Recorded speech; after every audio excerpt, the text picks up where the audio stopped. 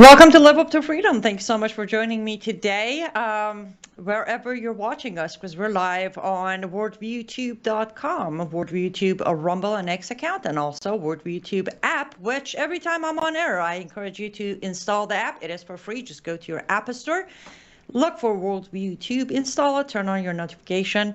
It is very helpful. And did I mention it's for free? I did mention it's for free. Accessible for all devices. We are also live on X, America News X.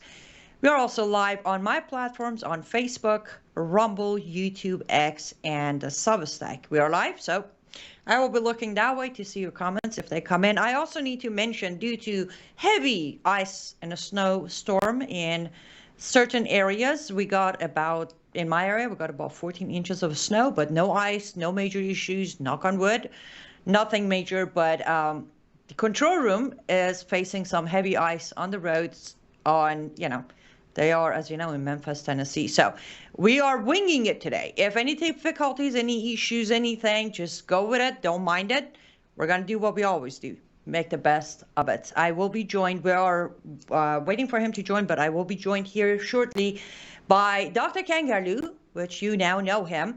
But while we wait for him, I want to do a quick update. First of all, because of the ice issues and the storm, I apologize for not doing my show Monday and Tuesday, but now we're back, and I will be back tomorrow. I will do a show also Friday, and next week we get back to normal scheduling. There are 2 Substacks out on my Substack for my Substackers. If you missed it, I have started digging into MEK. And when I say I dig, those of you who read it can definitely tell the rest of the Substackers, or those of you who are not on Substack yet, I strongly suggest you join.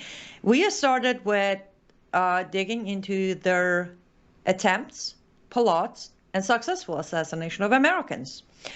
Now, I said it on my Substack, since it's a very heavy and a long and dark history, I'm breaking them into small portions. Part 1 and 2 are out. Part 1 was focusing mainly on 1972 and 1976. That's all.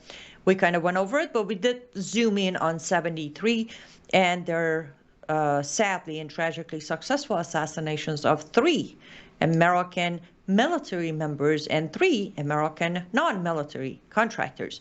And then on part 2, we zoomed in on 1972 actions of MEK, mainly against Americans, and also on Jordanian embassy.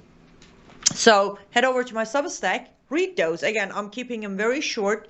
It is loaded with documentation and proof, including, newspaper pages. And on part 2, we actually have the original release letter by MEK themselves, claiming all the bombings. For anybody who, just in case, might have heard and believed Claire Lopez on how Congress got him wrong, I put the original letter of MEK, Mujahideen Khalq, in 1972, taking responsibility proudly for bombings, not just the Jordanian embassy, but the Americans, police stations, gas stations, buildings, random residential areas. The letter is right there, the original letter, and then at the bottom of the letter, I have the full translation. Somebody asked me, why do you include the Farsi stuff? I said, just in case if somebody wants to double check my translation, they can do that. Nowadays, it's easy. Just grab it and give it to some translation program that you use, and it will tell you if my translation is accurate or it's not. Hey, Tammy from Minnesota, how you doing with the storm? I don't know. I honestly have no idea how good or bad it hit Minnesota, but I know you guys were expecting some major storm over there too. But I'm glad you're here, and hopefully you're safe, and everybody else. I was actually also asked about Minnesota, so let me address this. Why did I not cover Minnesota? Because everybody else did. As you have noticed, people have moved on from Iran headlines. We haven't. Because first of all, the revolution isn't over, regardless of who says it or doesn't. The revolution is ongoing. The events are still taking place. And as you know, I don't get distracted by something that gets more clicks. I prefer to have less clicks, but cover something that nobody else wants to touch or care to touch, or, again, doesn't get much clicks. So that is why I haven't talked about Minnesota. Maybe one day I do, maybe I don't. But I am following what was happening and is happening, not just in Minnesota. Guys, just because I'm covering Iran, it does not mean I'm not paying attention to anything else. I am very good at multitasking. Some of you are aware, between doing my show, writing a Substack, digging deep. John very kindly commented on my part 2 of MEK, Forgotten and Forgiven Actions. That's what we're calling the series. He said, I'm still amazed as to what you can uncover, because I dig. I love digging. Well, on information. I should be very clear on what kind of digging I'm talking about. So I'm very good at multitasking, meaning I am reporting on Iran. I'm doing my show mainly on Iran, on MEK, on Ayatollahs. However, my eyes are not off of America. I'm just not covering what's happening in America. Again, somebody's got to do what nobody else is doing. So there you go. This is what I am doing. And I'm also I said I'm going to pay attention to the comments, and I forgot to do that. Sorry. I am now looking this way at the comments. Good day, Lori from Canada. I know you guys had some serious snow over the weekend. I saw that proudly. I saw the 110,000 Iranians and Canadians who joined on the streets to be the voice of Iranian people. And I could barely see people. There was so much snow coming down, and that did not stop people from coming to the streets, which is amazing. Thank you. Lori says, your articles are awesome, so informative to wake people up to the truth. Yes, but here's the thing, Lori. One thing I have, I can't say I just learned. That's a lie. But I have very much confirmed in last year of my life is it is very easy to wake someone up who's asleep, but good luck waking someone up who's pretending to be asleep. And sadly and unfortunately, at least in my last 32 days of experience on my show, on my articles, on my reporting on social media, I've realized we have a lot of people who are pretending to be asleep, and there is no waking them up. They don't want to know the truth. It's too uncomfortable. It's too exhausting. They rather not. So, analyst says, "Oh, I always call journalists diggers." That's funny. That is very funny. Okay. Sorry. Yes, we do dig. Well, through journalism, investigative journalism is about digging. It isn't about grabbing somebody else's information, which it's sad. I have seen that happening. I'm okay with it. It's about getting information out, but I've seen how other people are grabbing my information, putting it out there, and I'm like, good. It would be nice if you credited the original researcher who spent hours and hours getting this information, but at least you're getting the information out. Miratza says, go Annie. Sorry, but Claire was wrong. It's not personal. It's the truth. It is so hard to see and understand truth when you are brainwashed. Our government, among all the other governments out there, are masters at it. Praying for you, Annie, in Iran and her people, also for America. Amen, amen, and amen. Yes, I agree, Maritza. Well, listen, that's the thing. Sometimes it's not the brainwash. I just mentioned those who pretend to be asleep. And I believe a lot of people, such as our friend Claire Lopez, America's mayor, Rudy Giuliani, Mike Pompeo, they're pretending to be asleep. Going back to Claire, there is no way, knowing Claire and her work and her style, there is no way Claire Lopez has not seen these documents that I'm publishing. No way. But it's the pretending to be asleep, because some people, she genuinely believes that this is one of those cases of the enemy of my enemy is my friend.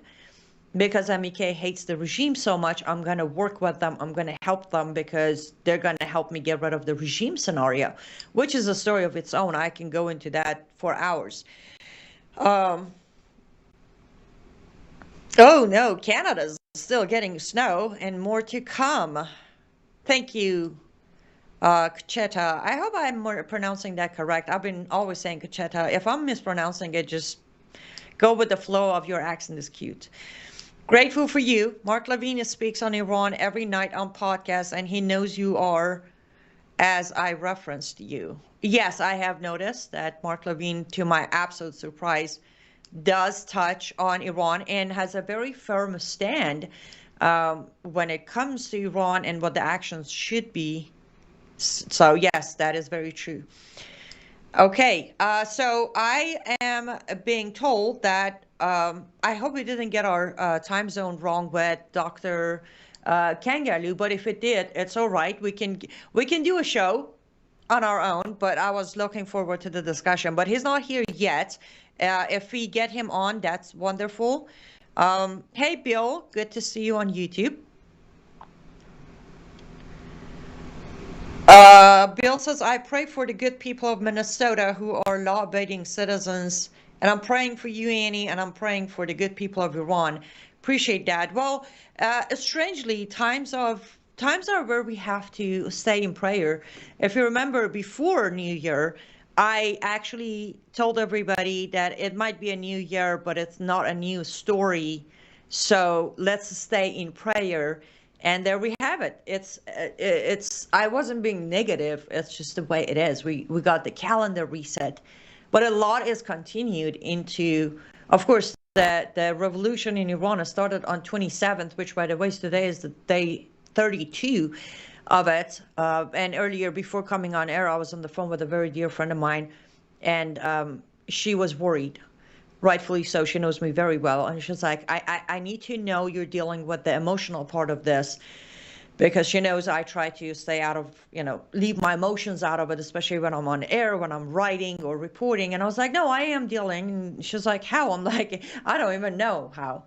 This morning, I was in my kitchen in front of my coffee maker. I was waiting for my coffee to be ready so I can start the day. Weirdly, I stand by the coffee maker like, if I watch it, it happens faster.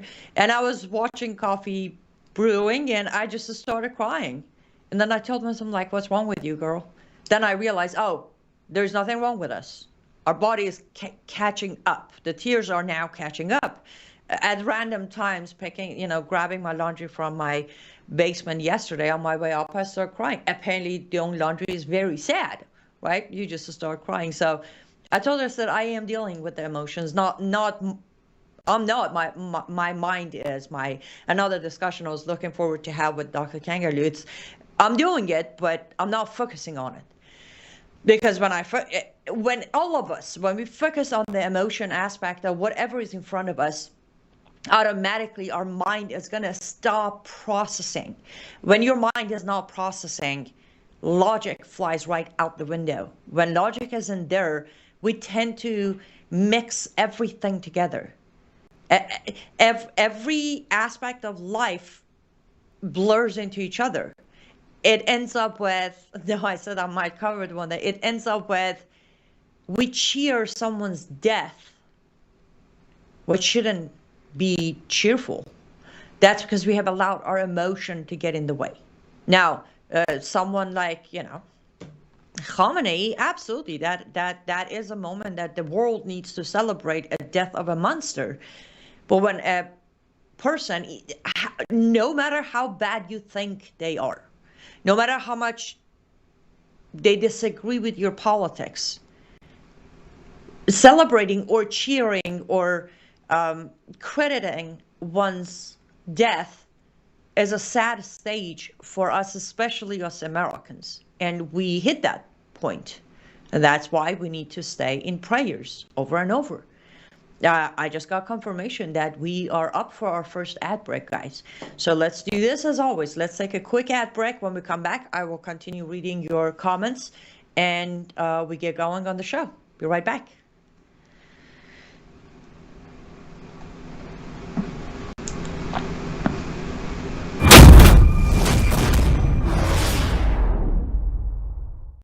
Hello, I'm Brandon House. Would you like to gain access to over 20 years of my radio shows, TV shows, my books? I've written 15 books, and most of those books are ebooks now. And we have conference DVDs, conferences where we filmed our conferences at the Ozarks, literally starting 20 years ago. It's all available in our archived vault. All you have to do is go to worldviewtube.com/vault. worldviewtube.com/vault. And for a reasonable monthly fee, you gain access to over 20 years of Christian worldview programming, news, information, books, documentaries, and a powerful search engine. And folks, it's a great way not only to educate yourself, equip yourself, but it's a big way that you can help fund our continuation as a broadcast network. Please check it out. worldviewtube.com/vault. worldviewtube.com/vault. And help us continue pushing out a Christian worldview. Welcome back to Live Up to Freedom. Thank you so much for staying with me until now. I did just get a text from Dr. Kangarlu. He will be joining us here shortly. So stay tuned, guys. We will get there in a minute.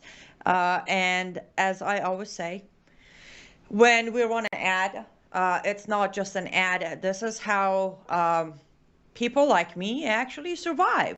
Believe it or not, those of you who are watching us on Worldview YouTube, you know for a fact that, well, Worldview YouTube is only network, not only giving me a show, providing me without charging me for airtime, bandwidth, and wonderful, brilliant young man in control room who make my life easier. They just say this in my ear and I'm like, oh, it's ad break time. It's do this, that. Make my show look much better than I would without charging me. So supporting the network that is supporting voices like mine. And on top of that, Brian House has not moved on from the headlines, right? He is still covering the Iran. And every time there was something with Iran and Iranian people, he has been very generous about it. He could cover other stuff that gets clicks too, but every day and every night he's touching on Iran. So support Worldview Tube in any shape or form you can. You can go to Worldview Tube. They have a store there that you can actually be prepared for scenarios like this weekend, from freeze-dry food to medical kits to generators and on and on and on. You can donate, tax-deductible donation, worldviewfoundation.com. That's where you can help. You can become a vault member of Worldview Tube, where you get access to, I don't even know, I can't put a number on it, but over 30 years of research and truth, and it's very affordable. So please do consider supporting Worldview Tube and Brannon House, because the more you support the network and the more you support Brannon, the more you're supporting me, my voice, and everything we say right here on Live Up to Freedom. I just got confirmation that we have our guest here. So without further ado, let's go ahead and bring on Dr. Kangarlu. You're all familiar with him. He joined me last week on my program. It's so good to have you back on the program, Dr. Kangarlu. Thank you very much, Annie, for having me on. Absolutely. Okay, because we don't have the extra time we had last time, I want to dive right into, I kind of gave some of the updates about Iran's revolution and where we're at today before you joined us. But I really want to dive into something. I saw your brilliant, I should say this. I watched you on Patrick Bet David this last Saturday. The entire 2 hours and 24 minutes of it, I was cheering on my couch like I'm watching a World Cup game. It was brilliant. But in that program, you tried to touch on something that I think is very important. Unfortunately, the scenario turned into something that, I'm not going to say they didn't let you, but, you know, the conversation went somewhere else. So I like to dive right into it. And again, I'll try to be as quiet as possible, but if I have questions, I will interrupt. You have said this many times on my show, on Brannon's show, on Patrick Bet David, that we need to dig into what created the 1979 revolution. So let's go back in time. What happened, or why did it happen? I think that the 1979, the so-called revolution, was an actual upheaval or a revolution in the world of Islam. Islam is a religion that is about 500-600 years younger than Christianity, and Islam, the same way that Christianity went through Reformation 500 years ago, Islam is going through Reformation now. It's almost down to the hour, exactly on the same timetable. And this happens to religions that take over political power. It doesn't happen to religions that don't take political power. And there are those religions that basically they keep themselves completely separate from the church and state, the mosque and state, the religion and the state are always kept separate in some religions. Zoroastrianism is like that, Baha'ism is like that, and there are other religions that they basically don't mix power, political power, with the duties and responsibilities of the religious authority. The problem with, actually, the reason why religious authority craves political power is because of their popularity. They have a message, and this message is an important one. It's important because religions are designed to bring people comfort, psychological comfort, to deal with critical questions, to provide you an answer to critical questions. And these questions are always the questions that are whirling in our head from the moment we wake up to the moment we go to bed. And that is these fundamental questions, these really existential questions, have to do with how did the world come about, what's the meaning to life, and how it will end. Depending on our answer to these questions, we will be an entirely different human beings. And not all the people's answer to these questions are the same. For a long, long time, for thousands and thousands of years, human beings were not equipped to answer this question. We didn't have the tools, the scientific tools to answer these questions. So religions came to existence to provide an answer in spite of the fact that they didn't have tools for that either. But they came up, they made their best attempt to find an answer to these critical questions. And so, you know, the story of Adam and Eve and the fact that the world was created in 6 days, all of those, you know, which is pretty similar from religion to religion. Islam, Christianity, and Judaism, they have a pretty similar story about the creation. And then the purpose to life is always to serve and you know, be a good person and so on and so forth. This is a general message that, you know, all religions basically rose to provide an answer to these critical questions. But then, as these answers became more popular and the number of faithful increased and the population of the believers in certain religions increased, you know, today we have 2 billion Christians in the world, 1.5 billion Muslims in the world. So that's a pretty powerful evidence that the messages they have appeals to masses, appeals to millions and millions of people. But then some religious leaders, once they become spiritually and intellectually powerful, then they crave political power. So this happened to Vatican, you know, 500, 600 years ago, and they ruled in Europe with iron fist. And the problem with ruling with iron fist by a religious authority is that when people rise up to overthrow the government, they end up overthrowing the religion as well. So the overthrow of religions are not called overthrow. They're called reformation. So Christianity was reformed when political power was separated from the church's power in Europe. And now the fact that, you know, suddenly in the last 30, 40, 50 years, we see political Islam, you see ISIS, you see Saddam Hussein, you know, change the logo of their flag to Allahu Akbar, which means God is great in Arabic, or the Islamic Republic that was established in Iran and the overthrow of the secular government of the Shah and the Pahlavis, which was a staunch ally of the United States. All of that, these are the birth pranks of reformation of Islam. And the same way that the reformation of Christianity in Europe was done at the end of the 30-year wars, and millions of people were killed before the Reformation project actually was successful.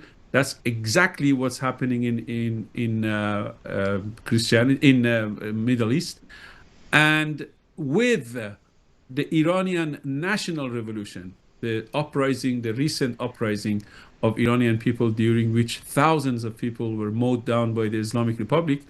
This uprising is really not just for Iran, it's for the entire world of Islam. When Iranians finish their revolution, the national revolution that is ongoing right now, by the end of this revolution, two things will happen. Democracy will be brought to Iran. That's a political revolution. And Islam as a political tool for capturing power will die, will be completely eliminated and don't exist anymore. So the stakes are high. I hope that President Trump realizes that he is becoming a part of history by helping Iranian people to achieve this. You know, when you think about Reformation, there is only one name we remember. All of us remember Martin Luther, right?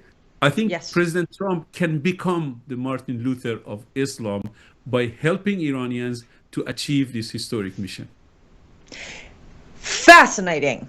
I agree 95% of what you said. I 100% agree with. That was very wrongly phrased, but you understand what I'm saying. I have always thought that yes, U.S. was not happy with Shah of Iran standing up to him. Yes, British government was very worried that they can't control the king of Iran. All of that was there. But we go back a little bit, just a little bit, when the imams and mullahs tried to gain power in the parliament, have a seat. That was a part of it. They were becoming politicians. They were trying to play a role in deciding on politics, which would tie it back into their Sharia. But so two questions comes to mind listening to you. One, did Judaism also go through that? From a religion trying to be the power and then reforming. Did that ever happen to Judaism? Remember King David and King Solomon? Yes. They were king. King is not a religious title. It's a political title. You know, all religious leaders in Islam they refer to their prophet and all of their religious leaders as Amir al-Mu'minin. It means the king of the faithful. Yes. The king of the faithful. And they ruled, the prophet himself ruled as the king of Saudi Arabia, as the political ruler of this. Back then wasn't Saudi Arabia, it was called Hijaz, the Arabian Peninsula. For his entire, the moment he was appointed as a prophet, which was his 40th year of his life, at the age 40 he was appointed as a prophet, and he died at the age 63. So for 23 years he was a prophet, right? Yes. For the 23 years that he was a prophet, his most important actions were all political, not religious. He did not invite anyone to voluntarily change religion. He conquered, he invaded Persian Empire. Sassanid dynasty were in power in Iran, and the realm ran from India to the North Africa. And the Islam, this newly appearing religion in the Arabian Peninsula, today Saudi Arabia, they invaded Iran. They conquered Iran. They ransacked Iran, and they ruled over Iran for 2 centuries. So absolutely, the religions who risk the capture of political power, and I tell you that popular religions always can do that, because people will do things for the religion that they might not even do for their country. So Yes. they always have the potential to capture political power, but they should resist that temptation at all cost, because they end up ruining their religion the way Ayatollah Khamenei did to Iran. Perfect. Now, this is where the second question comes in, or not question, but maybe clarity. So we know the formation of Islam by itself for about 13 years was a religion. You know, he tried preaching and all of that, stealing a little bit from the Torah and a little bit from Bible. But then immediately after that, by the migration to Medina, it automatically became a political and a military movement. So where along the way did that fade away, that they needed this Islamic Republic to recreate and regenerate the political aspect of this? Because there was a gap there, where we went from Muhammad and his military, even Abu Bakr, Osmanis, Ali, Hassan, Hussein, all of them. There was a gap where Islam became a religion again, quietly being the system of torture and abuse and killing, however, not powerful enough to be Islamic Republic. What was that like? How did that gap come to be? Well, I told you that for 200 years after the conquest of Iran, of the Iranian Empire and Persian Empire, the Arabs ruled in Iran with iron fist. They converted Iranians who were overwhelmingly Zoroastrians. They converted them to Islam by force. They killed millions of Iranians. And not only that, they also banned the Persian language as the spoken language of the country. And anyone who dared to speak English, they will cut his tongue off or her tongue. So the atrocities they committed in Iran in those 200 years. And this is exactly the reason why religious leaders should remain popular. They should rule over people's heart, not people's lives. They should not concern themselves with taxing and organizing and controlling your behavior, your code of conduct, and so on and so forth. None of that should be a realm of religion. Religion should be a matter of faith between the creator and the creation. And all the people who do that and hazard the risk of entering into the world of politics end up damaging the religion. And that's exactly what happened to the Prophet Muhammad. He invaded Iran in that regard, in political regard, and in military field. He was very successful because he overthrew the America of that day. Iran was one of the major empires, along with the Roman Empire. Now, not only they invaded Iran and ransacked Iran and overthrew the empire and put an end to the empire, to the Sassanid Empire, they also did the same thing to Rome. And they invaded the Roman Empire and they conquered that, and that's how the religion of Islam went all the way to Spain.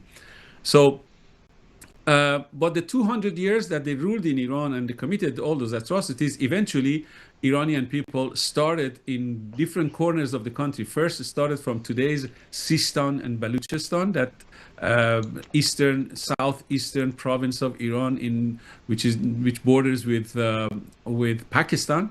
Started from there. An Iranian general started revolt against the central government, and the central government at the time was in Baghdad. That was where the caliphate, the seat of caliphate, was in Baghdad, and they were ruling over the entire lands that they had conquered from Baghdad. And then in Iran, various Iranian provinces from Sistan to Khorasan, Abu Muslim in Khorasan, actually Sassanid, a new group of Iranians that established various dynasties. Yaqub al-Lays started a Safarian dynasty.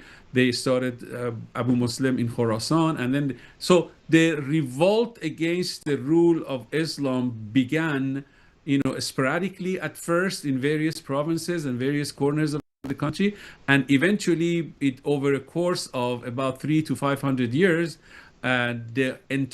all of these various local rulers, Iranian rulers, Persian rulers, they came together and eventually they formed the Safavid dynasty that completely overthrew the Sunni Islam, which dominated Iran for the last 700 years, and they established the religion of Shiite as the official religion of Iran. So it happened gradually over hundreds and hundreds of years.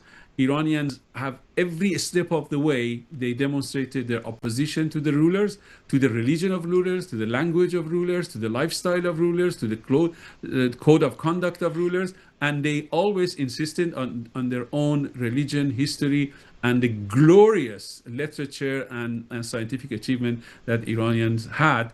And these efforts and these struggles eventually bore fruit in 1920, when the Shah, the King Reza Pahlavi, the grandfather of Prince Reza Pahlavi, he overthrew the last remaining weak Okay, central government in one Iran. second. Before we go there, I want to break what you just said for our audience and their knowledge. And guys, I do see your questions, and I promise I will ask those questions of Dr. Kangarlu in a minute. But so we came to Safavis, the Safavid dynasty, which they finally got rid of the Sunni and Arab influenced. But the Safavi, though they kept it separate, church and state separated, they officially announced the religion of the Iran or Persia as the Shia Muslim. Things have started to calm down a little bit. Of course, then we go to Qajar dynasty, where they boosted the religious aspect again, including what people may not believe, that what you see in Afghanistan today with women wearing literally a full garbage bag with just the cut in front of their eyes. Qajar dynasty made that mandatory for Iranian women in Iran back then as well. They pushed and they closed that gap of separation of religion and the state as well, correct? Well, not quite. I mean, what you described happened, but not for the reasons you just mentioned. The Qajar dynasty was a very weak dynasty, although they ruled for 120 years over Iran. But they, especially the last kings, Nasser Shah, Nasser-Din Shah, and Muzaffar-Din Shah, they were extremely weak. So weak that they felt they needed the cover of the religious authorities. So they gave the religious authorities and the ayatollahs and the reactionary mullahs, they gave them a free hand in exchange for the support of the central government, because they didn't really have any authority over the entire country. Their army was just enough to protect them in Tehran, in the capital city. And basically their guarantee for the rule over Iran was provided courtesy of all the ayatollahs and all the clergy. So there was this kind of tit for tat between the rulers, the Qajar dynasty, and the grand ayatollahs. And the grand ayatollahs, in return for protecting and providing moral support for the central government, they asked for certain codes of Islamic conduct, like the dress code for women, and the prayer and the call to prayer to be publicly announced, and all of that. So it was a marriage of convenience between politics and religion, although it was never mixed. It was a very clear distinction between the political power, which resided in the palace of the king, and the religious power that was residing in the seminaries and in Qom. Got it. Okay. And that's where King Reza Pahlavi comes in to place. Now, I want to ask you. I have done my research, and I have heard the opposition. I have heard the historians. My understanding is King Reza Pahlavi, at that point, he is not a king yet. He's a military man, a general, creates this coup d'etat, to my understanding, frees the Iranian people from this torn apart power struggle. Half of the country is being sold out to foreign powers. But then there's this story that, oh no, he was the puppet of British government who paid for the coup d'etat and went from there. Do you mind clarifying that part? Well, actually, Brits were against his rise to power. He was a member of Kazakh brigade, which was designed and managed and funded by Russia, not by Brits. And the Russians and the Brits were rivals in Iran. They were competing over the circles of influence and the regions of influence in Iran. So there was no love lost between the Russians and the Brits. And what General Reza Pahlavi, the grandfather of the prince, did was he was actually head of one division within the Kazakh army. Russians had their own private army in Iran to protect the regions of influence for them. And the king, the man who eventually became the king, who was a general at that point, was serving within that division.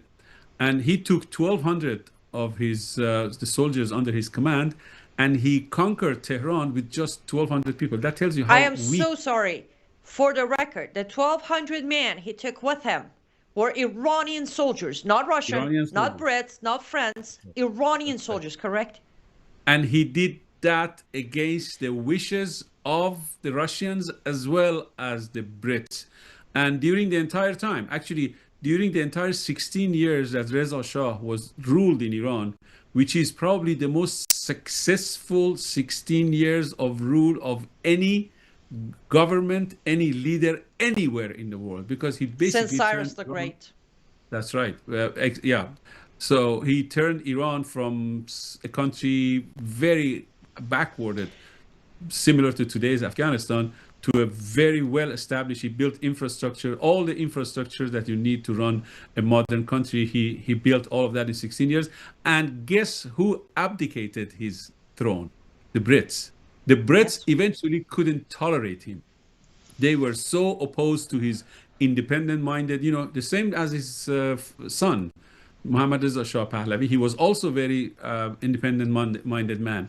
He was a staunch ally of the United States, but he had very good relationship with Russia and China as well, and Europeans. He wasn't anybody's stooge. He was his own man. He made decisions based on the national interest of Iran and not based on to please any foreign power. And both father and son, King Reza Pahlavi and King Muhammad Reza Pahlavi, they both were the victims of their lack of obedience and not really following the tow line as the superpowers wanted them to do. But nevertheless, I don't think that the United States, at least as far as the 1979 revolution is concerned, I don't think the United States really. I mean, there is a conspiracy theory among the Iranian opposition.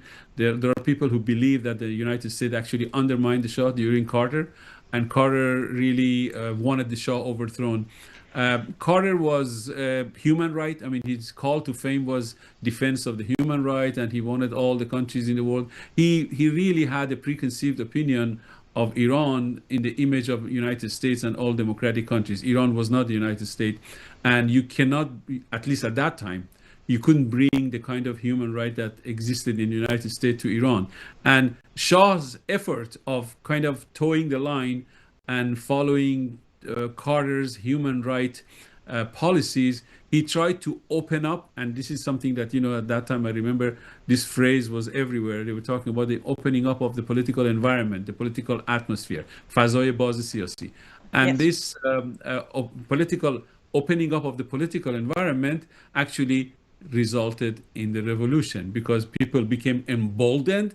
They saw his opening up of the political space as a sign of weakness, and then they started coming out to streets and slogans and groups, first small groups of students and clergy, and then afterwards more and more and more people, when they saw the compromise and the peaceful way that the security forces were handling the demonstrations, more and more people joined, and eventually resulted into the 1979 Islamic Revolution.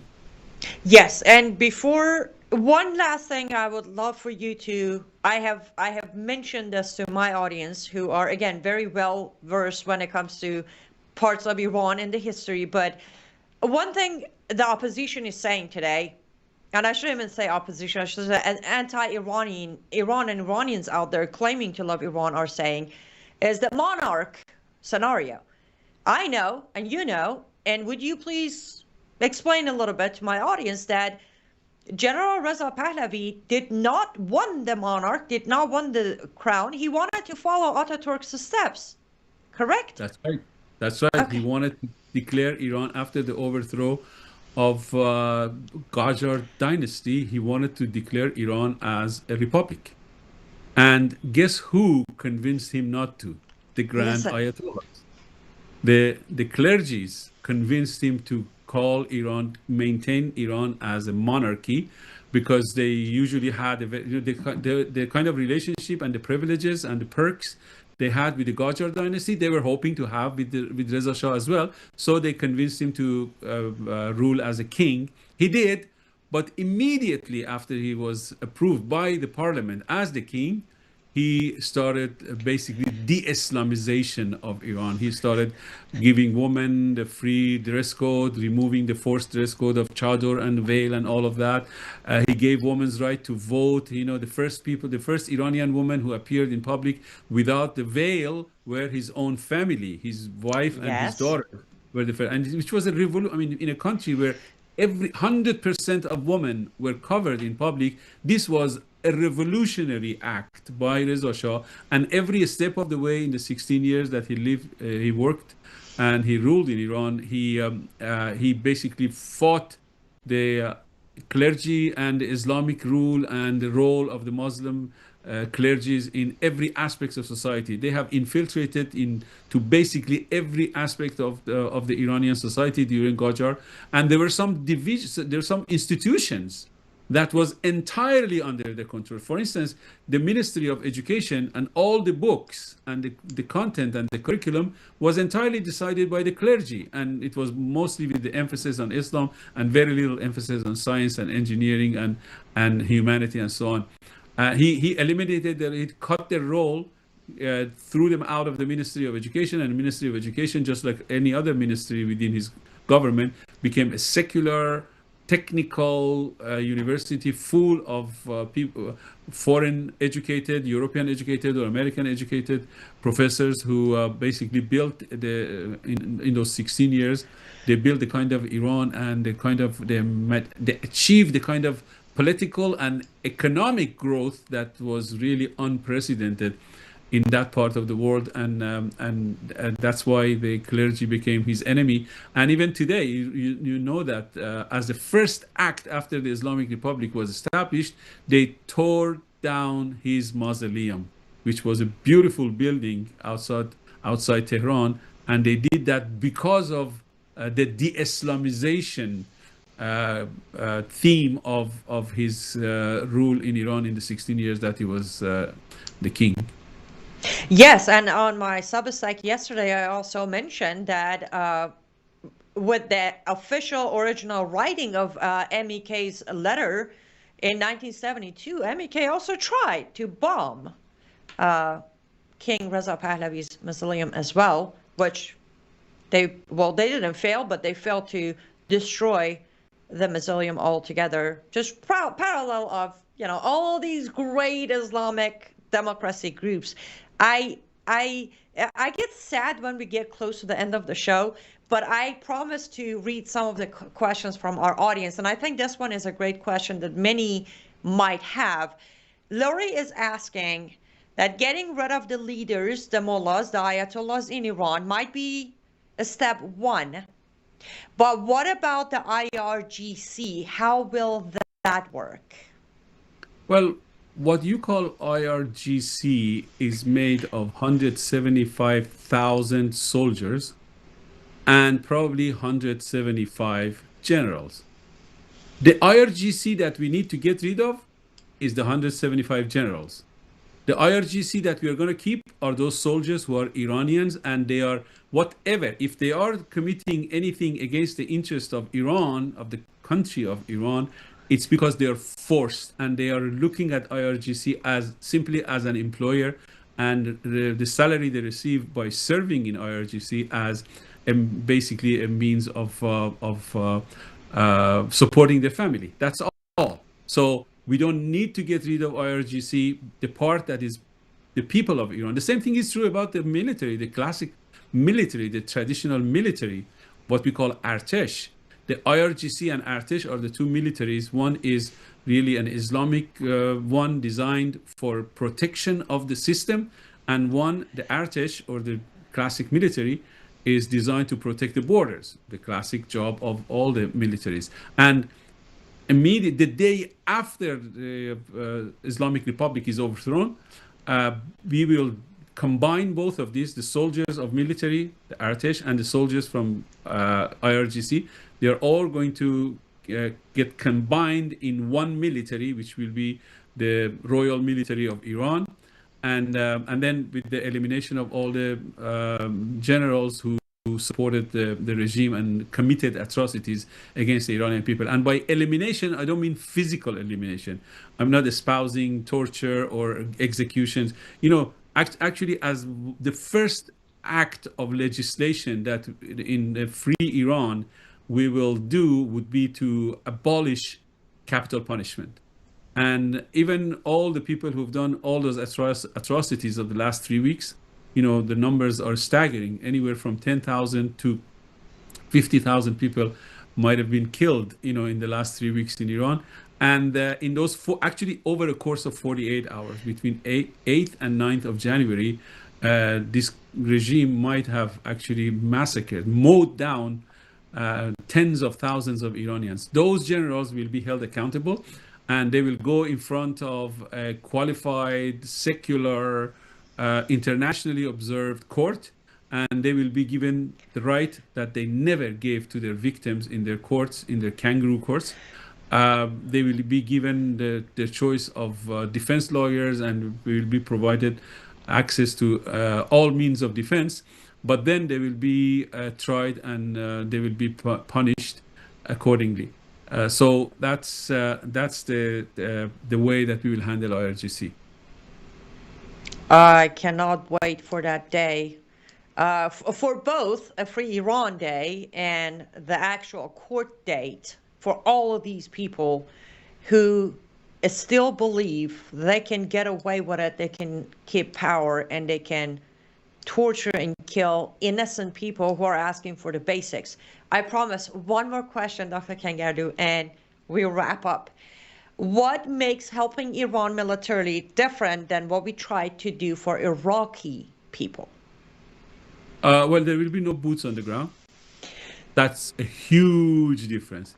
The Iran operation will be similar to Yugoslavia operation, from above, from the air. And you remember that, a lot of people, a lot of my political opponents, a lot of my analysts who are opposed to royal family and opposed to a future monarchy in Iran, they claim that it's impossible to overthrow a government from above. And they somehow conveniently forget what the United States did in Yugoslavia. In Yugoslavia, you remember that the Serbs were massacring the Muslims in Bosnia-Herzegovina. And for a long time, Serbs and Croatians actually were massacring Bosnian and Herzegovinans, Muslims, and Kosovans. And for a long time, for month after month after month, Europeans were just watching and issuing sympathy and condemning the atrocities. They didn't lift a finger in stopping it.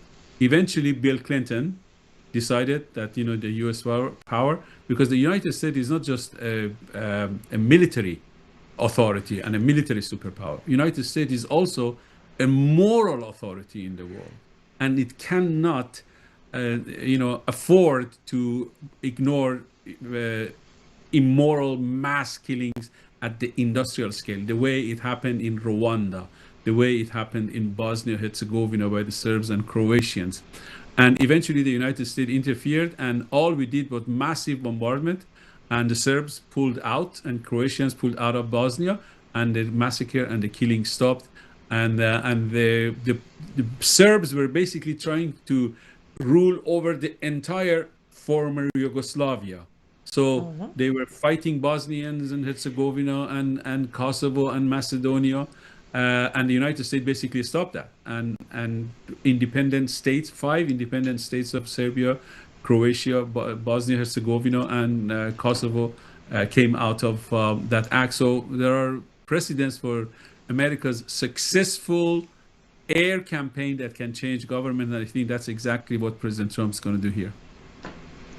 I hope so, and I pray so. I am not holding my breath yet. It's been 32 days, so we shall keep waiting.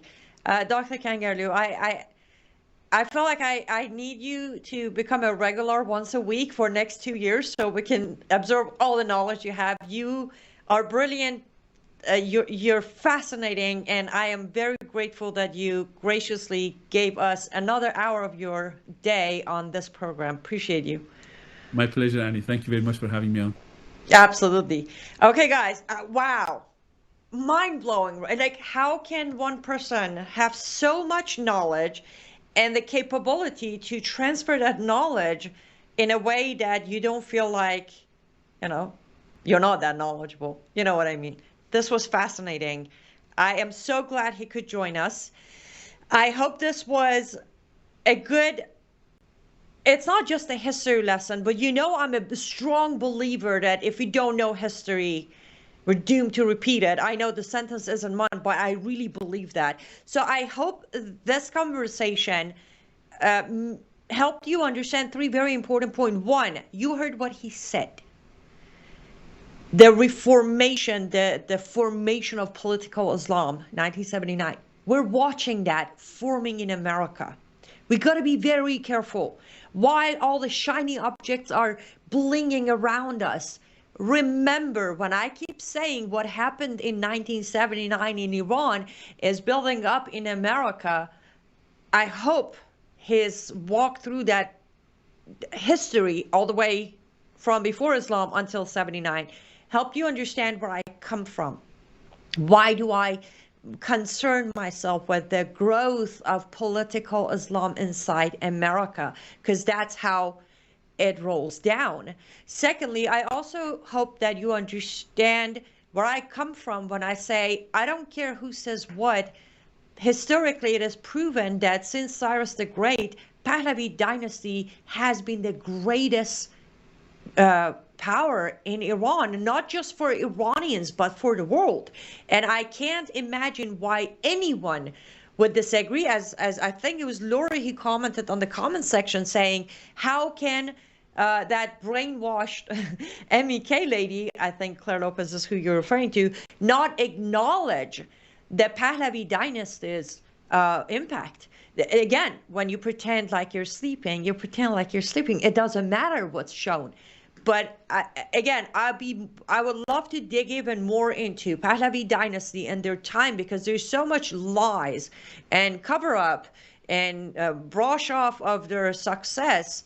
But you just heard a glimpse of King Reza Pahlavi, and then after that, King Mohammad Reza Pahlavi, and now his son and the grandson of King Reza Pahlavi is standing by, ready to deliver not just the bloodline, but a modernized, even more educated format of that mindset, not just again to Iran, but to Middle East, to the region, and eventually to the world. This is how I make my decision. Most of you know that I try to do my homework, especially when it comes to history of Iran and Persia. I know a little bit. I don't know as much as Dr. Kangarlu, which I wish I did, but I know a little bit. And I've done my homework. And I just don't sit here and say, I vote for Crown Prince Reza Pahlavi because it sounds good. No, I wish that I lived under either King Reza Pahlavi or King Mohammad Reza Pahlavi. When I see the generals, we had the first female general in our military under King Reza Pahlavi. Remember, King Reza Pahlavi is also the king who banned Islam in Iran and had to walk it back based on force of France and UK. But anyhow, I hope you enjoyed this discussion as much as I did. And I wish I could do for another 5 hours, but we can't. But we'll bring him back. I'll contact him and hopefully he'll come back and join us, and we dig even deeper and deeper and deeper. We didn't run any ads except one, but remember, guys, I still don't get paid to do what I do. You guys support my work.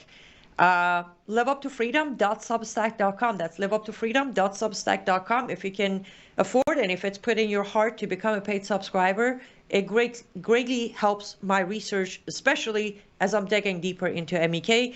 Also, lutfstudio.com. That's lutfstudio.com, when you can pick up handmade arts by myself. And last but not least, get yourself 100% chemical-free product for your household and for yourself and your hygiene and your skin at cyruswellness.com. There's another way that you can support me, because when you make a purchase at cyruswellness.com, which is Norwex products, I receive a percentage as a commission, as I am their consultant. I will be back tomorrow. It's going to be me and you, Q&A, updates all hour tomorrow, right here, same time. Be safe, and I'll see you tomorrow. Bye, guys.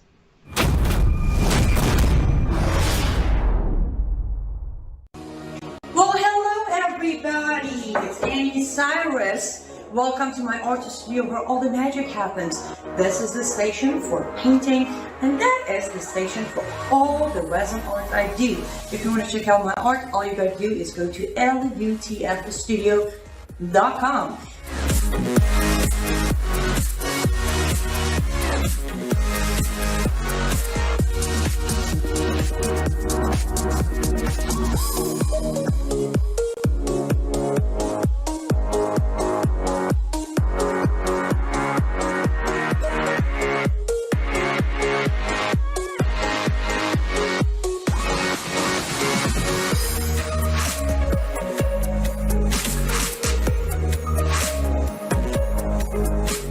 Go finish this painting, but I'm sure, or at least I hope, I'll see you at LUTF, the studio.